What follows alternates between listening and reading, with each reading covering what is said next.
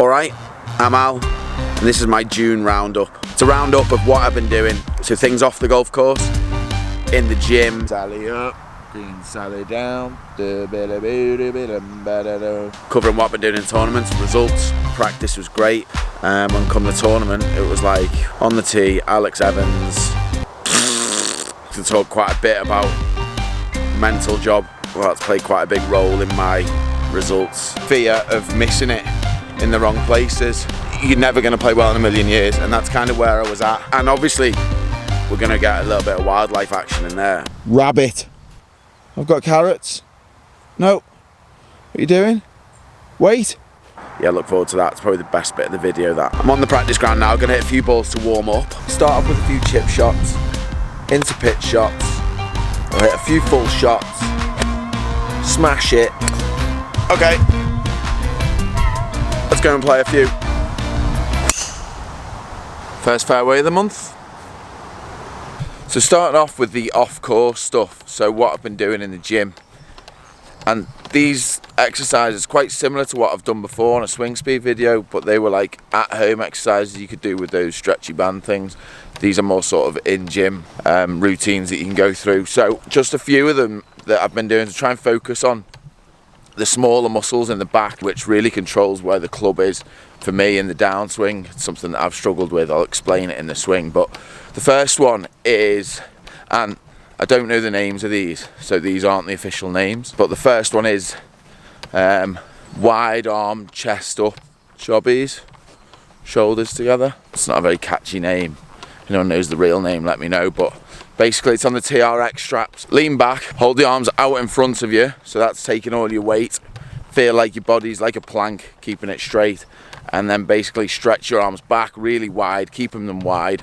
As you're lifting them back, lift your chest up and squeeze your shoulder blades together and control the movement. So as you lower yourself back down, don't just let the weight go. Try and feel it in your scapula and the smaller muscles in your back. Next one, arms out in front, same thing, but straight out in front of you. And these ones are called low arm row chest ups.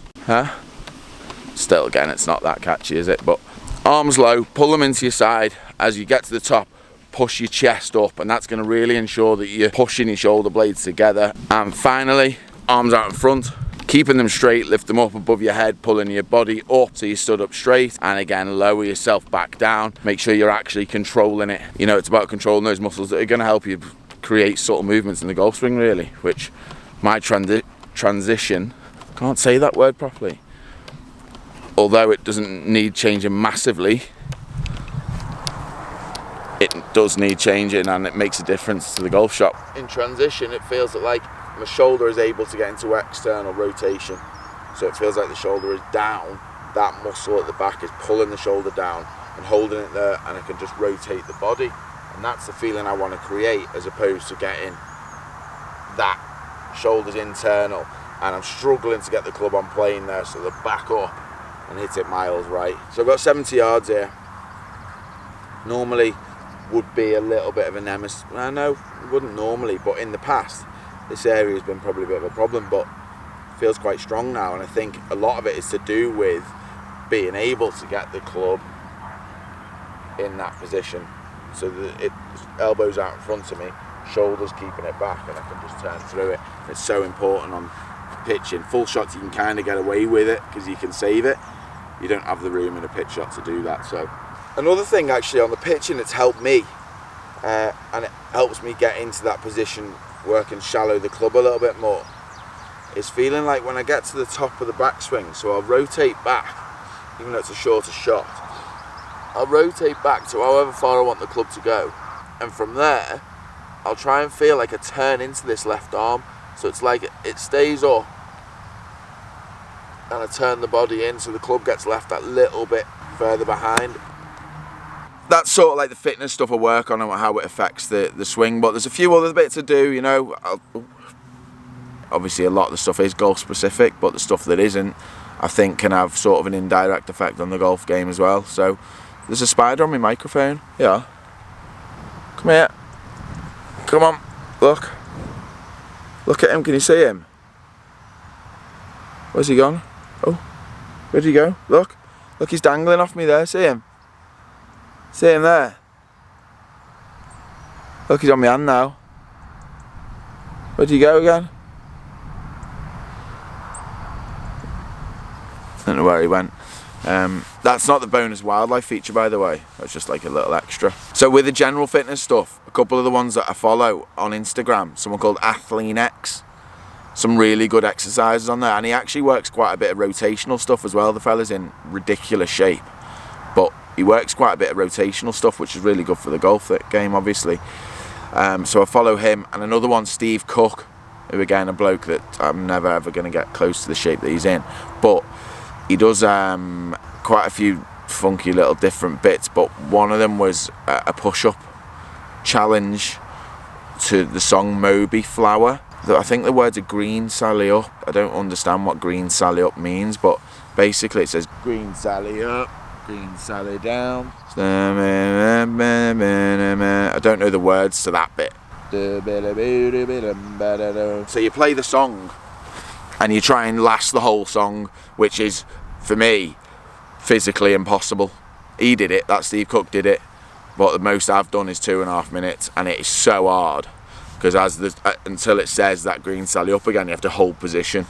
Again, absolutely zero relevance to golf. It's just a challenge that I quite like doing. Okay, so this is the bit really that I could do with not speaking about. I'd probably just go home, go back to bed for a week and not talk about this at all and just forget it's ever happened. But results on the golf course, obviously that's where it matters.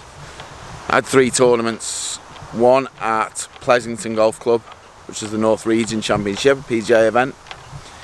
Next one was at Hunstanton Golf Club, brilliant golf course that, by the way, for the PGA Professional Championship, probably the biggest of the year in the PGA schedule anyway. And then finally, for me, the biggest of my year was Open qualifying. And I'm not going to go in depth of all the rounds because they were all pretty similar, so I'll talk you through a couple of the issues I've been having. First tournament didn't end well, didn't play well at all really. Struggled with confidence, struggled with trust. Course was great, by the way. I was not. Second tournament, Hunstanton. This is the one that I'd qualified for the month previous. So, you know, you've got to shoot a decent score shot under par to qualify. And then in the tournament, it's a 4-round tournament if you make the cut. For me, it was a 2-round tournament. Nowhere near the cut. I was not good in that. Again, level expectation was up because I'd been playing well, I'd been practicing really well. And the tournament's good, you know, it's a big event. There's a lot to be gained from it if you do alright, but I just hit just my bad shots were just so bad, you know, so wide. And then for me, the biggest one of them, well, almost the biggest one of my season apart from Q School is Open qualifying. And the same thing there, practice was great. Went and played with Paul at West Lancs, a practice round, played really solid, didn't really miss it off the tee. And come the tournament, it was like, on the tee, Alex Evans, basically. What's costing me most is really off the tee, regardless of whether it's a driver or whether it's a 2-iron.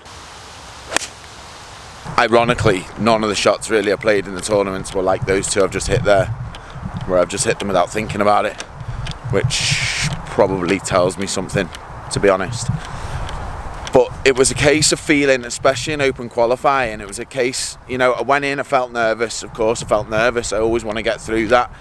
I know it's a big event, but I don't mind being nervous, you know, anyone's nervous, any professional sports person's nervous when they're playing in something that means something to them, so that's not an issue. I think handling their nerves is all part and parcel of being a professional sports person, but when it manifests itself in lack of trust in the golf swing, it's a killer. And then mix that in with fear of missing it in the wrong places, you're never going to play well in a million years. And that's kind of where I was at. And to be honest with you, I'm not going to lie about it, the situation, I shot 85, which is obscene. Conditions were good, the course was playing tough, the rough was thick at West Lancs, one of my favourite golf courses, by the way. You know what, at the start of the round I even had James Dean from the pro shop there walk past me and shout "smash it" at me on the range, and I was like, yes Alex, smash it, listened to him, and then I quickly forgot that and yeah, just played like an idiot. My arm's hurting. Now in practice I played really solid.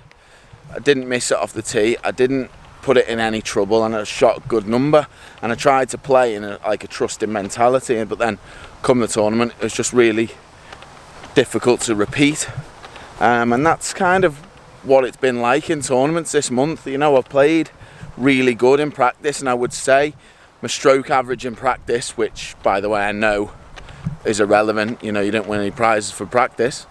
Stroke average in practice is probably like 69ish. You know, I go as far as to say I pretty much hardly ever shoot over par, and then in tournaments the scale, it's on the other end of the scale. The game's there, I feel like I have the game, I feel like all those areas are there to play well.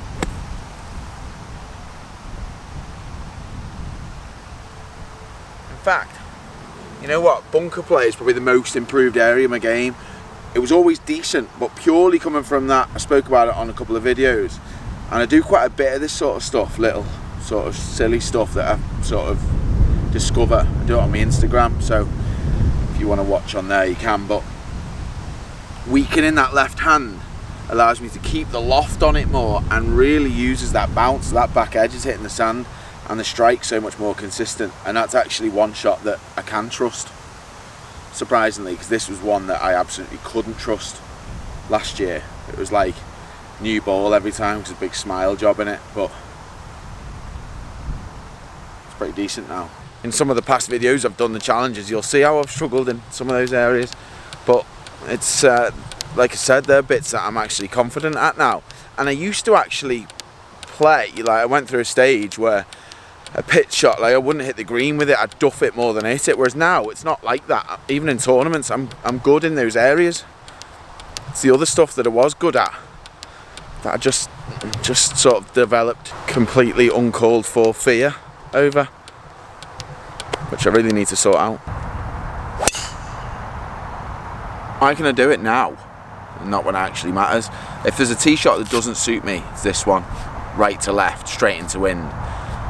This is where in a tournament it's mid-swing, and I'm not being negative here, it's just how I feel like it is. Mid-swing, I'd back up out of it and leave it way right, fear of turning it over, where I'm actually trying to turn it over around the corner. I mean, it doesn't make sense, does it, really? I think somewhere in that, the tee shot I've just hit, like I said, it's probably the toughest tee shot on the course here at Bromborough. Strongest hole, especially into wind, 455 into wind, round the corner, dogleg right to left. You can see how tight that is. You know, it's trouble left. But whether it's because I've played it so much, I'm not really aware of the trouble, or you sort of know where to hit it. But there's no thought of technique over that shot, it's just stand up and hit it. And I think that's something that I don't practice enough when I play different golf courses, and I get too much into technique. Now when I'm practicing on the practice ground, thinking about technical stuff, which I've done a lot of, it's good, really good, and then I go out on the course and I do the same, and I still think technically and it's really good, but there's no consequence to a bad shot. So I can do that, but under pressure that doesn't stand up, feeling, you know, that technical movement. So that's where I need to figure out a way of developing my practice to incorporate more trust in under pressure practice. It's very difficult to create. It's like trying to practice penalties for a World Cup final. You know, it's never going to be the same as it is in the actual final. So it's trying to just give myself that most realistic situations on the golf course. I'm just going to play this hole out. I'm going to hit the second shot here because I'm made up with that drive. So when I'm talking about trust in practice, I mean purely focusing on what I want the ball to do, not what I want to do in the swing. And when I'm talking about technical, when I get on the course and then I try and be technical in the tournament, my bad one is I'm trying to get the club laid down, but the bad one is I get quick under pressure, club goes that way, gets steep, right elbow gets behind me, and then try and save that by backing up. And more often than not, I'll just hit a massive block right. What I've really got to do is think about what I want the ball to do, create that ball flight and hit it. So here I've got 180 yards into a strong wind. I'm just going to hit a little fade with a 5-iron, picture the ball flight and just try and play it and try and trust it.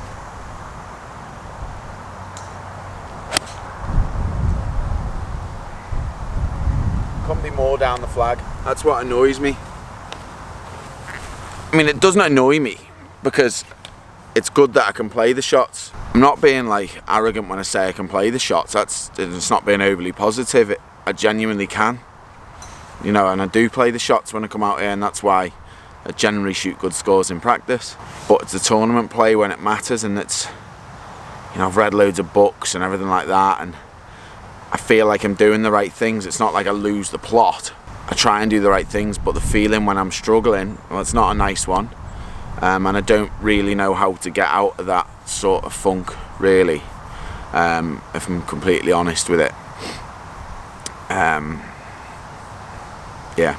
By the way, I'm not after sympathy here in sort of complaining about my game. I'm just trying to tell you how it is.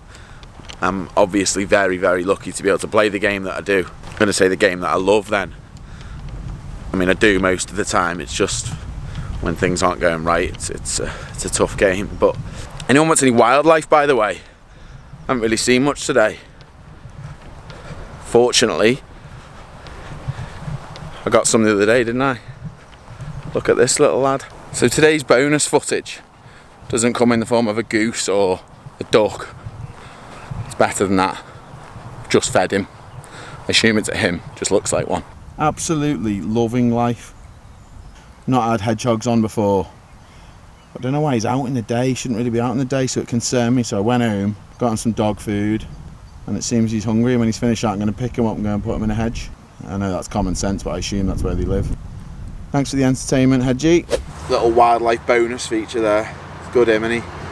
I'm on the bench of truth now. So yeah, I mean, that's an honest sort of evaluation of how I'm feeling at the minute on the golf course. And as I say, I'm not being negative. My game's great. That's the good thing. My game, I feel like it really is in good shape. Swing wise, it's good, really improved on the areas I wanted to improve on. My short game is 100 times better than it was. Still needs to keep improving, but it really is so much better. Putting the stats from those tournaments, strokes gained wasn't brilliant, and that's something that I need to keep working on. I feel like my stroke's good, maybe just a little bit in terms of routine. I've changed it a little bit now with my putting, just to stand up and hit it. I don't have a practice stroke. I don't use the line. I just kind of look behind the ball, see the line, draw it in my head and play it. So that's something that's improved, sort of freed up my stroke a little bit, so I'd expect to see my strokes gained improve. Hold it. And that's not something I feel fear over at all. It's more so the tee shots, and that's what's cost me. So I think maybe putting some sort of consequence on tee shots, a game where, you know, missing a fairway, you have a points game and you lose points for missing fairways, or something along those lines might be an idea. But like I said, if you've got any ideas of ways that you can mentally train yourself, then that'd be great, really. Any input is appreciated. And going forward, it's not a lack of confidence, and I've got plenty of time in the season to get better before Q School. It's not like I'm down on myself all the time or anything like that. You know, right now, talking to the camera, I feel like my game's good. The results I've had would suggest it's not, if you just looked at the numbers. It's just mentally that I need to get better, and I need to be able to trust myself. So that trust in practice, I've only done it probably 2 or 3 times and gone out and actually trusted myself and played like just picking the shot, like I've just done on that one, just picking the shot, playing it, seeing what the ball flight is, rather than thinking technically. And perhaps it's just doing that more often, because I've been in practicing mode where I've been really overly technical for so long. Maybe that's sort of getting tournaments that doesn't stand up under pressure, and I really just need to keep on working at that trust in practice. I read a book, and it's probably the best book you could read, Bob Rotella, Golf is Not a Game of Perfect. It's an old one, it's classic, I'm sure most people have actually read it, but it's such a good book, and it talks about how you should segregate your practice into that, and sort of like 80% of your practice should be trust in practice. And I reckon I'm probably 80 technical, 20 trusting, if that, to be fair. So I'm probably answering your questions. That's why this is good, because it actually makes sense when I speak it out loud, rather than just going home and fume over it. Yeah, that's it for this week. I'll obviously be back next Tuesday with another video, but for this roundup, hopefully next one is showing an improvement in terms of results. Results beginning of May were good, just sort of fell off, but plenty of time to get it back, and fingers crossed, get some more hedgehogs. Thanks for watching, see you next Tuesday.